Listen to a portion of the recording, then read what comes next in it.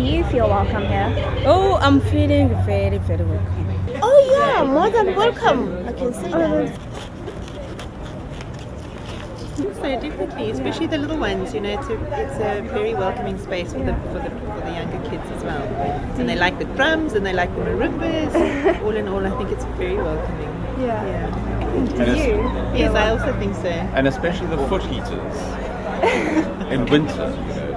You know, it's very welcoming when they turn on the foot heaters. Is there any way we could be more welcoming? Possibly if you get a bronze sculptor to design a bronze bush that every 15 minutes some gas comes out and a kind of a big ball of fire comes up.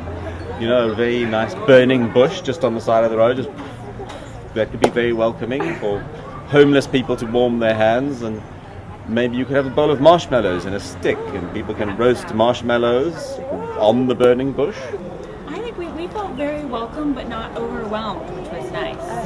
Yes, yeah, absolutely, yes, yes, definitely. It's a very warm church, it's very friendly and nicely diverse, so it's we feel very good here. Awesome. What's the atmosphere that makes you feel that?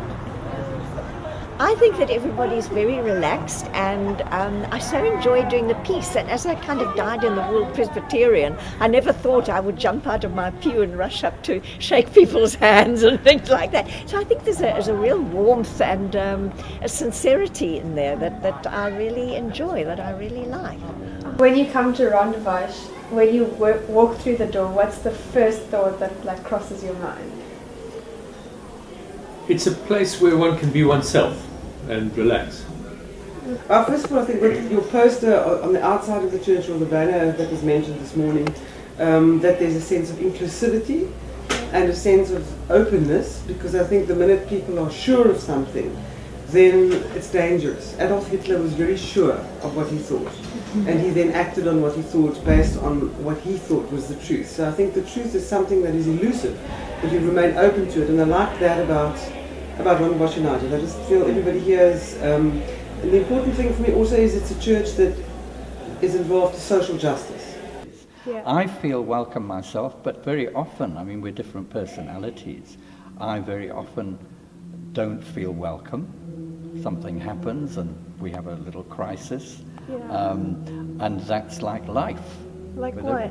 What would make Oh, if we have a disagreement, for instance, in the choir, we've got strong-willed people there. Yeah. And of course, I think I'd be worried if everything was smooth and carrying on and everybody was happy, you know. I'd actually be a bit more than suspicious. I'd be quite worried. So life is like that, and that's our church is a reflection of life. Do you think certain people weren't welcomed at like particular times? Well, are you talking about people of colour? Anybody. Because in those days, we only had one person of colour in this whole church, and he was an extremely dignified gentleman called Louis Jenniker, and he often used to play the organ. But that was all. Things were really different then. It's so much better now. Yeah. Douglas Bax spoke up about it. You never discussed religion in churches. You never discussed religions at home. Not really, politics. sorry, I'll be politics. Politics. We didn't discuss politics at home and politics in the church. And he brought it up. And there were a lot of very, very uncomfortable people in this church. And a lot of them left for various reasons, because they were basically uncomfortable, the realities of what was happening in our country. But there were times that we also felt very uncomfortable hearing the truths which we were not aware of. And to be quite frank with you, we never voted for the government at the time. That's by the way. We weren't aware of what was happening. We were protected. The security police might have been in the church during sermons. We don't know. But Douglas Bax was very brave in what he did. He upset a lot of people, but in hindsight he was outstanding, and all credit to him that when Robert came in here, the church had gone on a different path in its thought processes, and basically it's a better church now. This church has a history of confronting us all, as the churches that I've been, confronting us with, as you've already interviewed people, confronting people with a reality which they weren't aware of. Yeah. And I think that's something which is now very important in the new country that we're living in.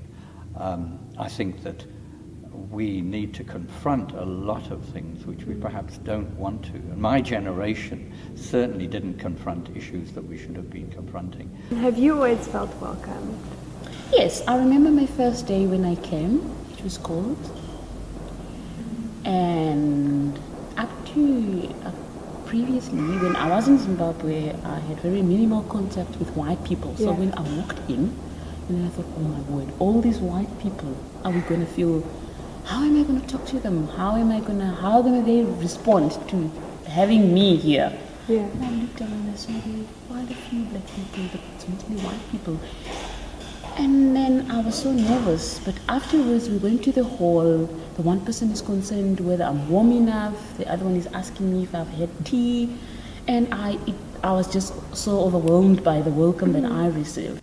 What I expected here, it proved me wrong, but what I expected and what I discovered here, because the people were,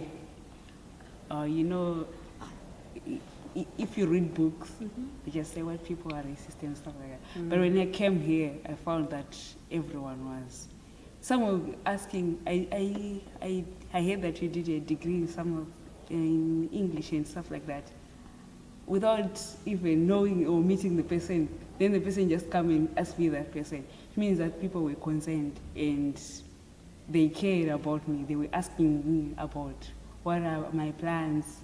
And almost everyone I met was eager to greet me or to start a conversation with me. Yeah. So I felt at home. No, that's great. Do you think if we all walked around with placards on our head and those cards said like things about our past, but things that we didn't want people to know? Like, for example, I've never eaten broccoli. And then if you had that written on your head, do you think that people would read that and then judge the person? Do you think that might change? Oh yes, I would. I've never eaten broccoli. I think it would be weird because broccoli is fantastic. Okay, so yes, I would think. I was an ex-prisoner or yes. a refugee. Look, I can speak for myself, and it would be, yes, I would certainly be in a state of judging. I hope that I would have the strength to say, here's another human being. But I think this church, for me, is an example of a thinking church, of a thinking community. The most frightening communities are communities who just believe without thinking about what they believe. It is a very sort of accepting thinking church. It's a very, and referring to God in different genders as well. I mean, because often my viewpoint has been that religion has resulted in a lot of misery and persecution in the world. People's beliefs have driven them to kill other people.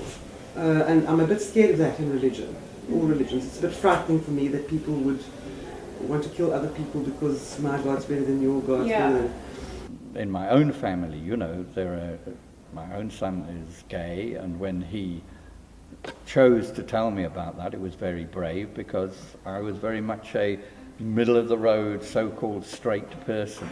And yet, one has got to give people a chance to confront these things. You can't just rule them and say, oh, so-and-so is so conservative, he or she wouldn't be able to handle that. That is really judging. When I first came, I know there was a lot of reference to us being like refugees because it was soon after the xenophobic attacks. But now, 5 years down the line, it's very rare to get someone who connects that to what I am today. So if people can easily forget that I used to be a refugee at some point, how can they not, do the same thing for the next person? Rondebosch has this sort of, they say very welcoming church and we welcome everybody, but do you think there's certain people who shouldn't be welcomed, like racist, if you're really racist? Are you not afforded a welcome?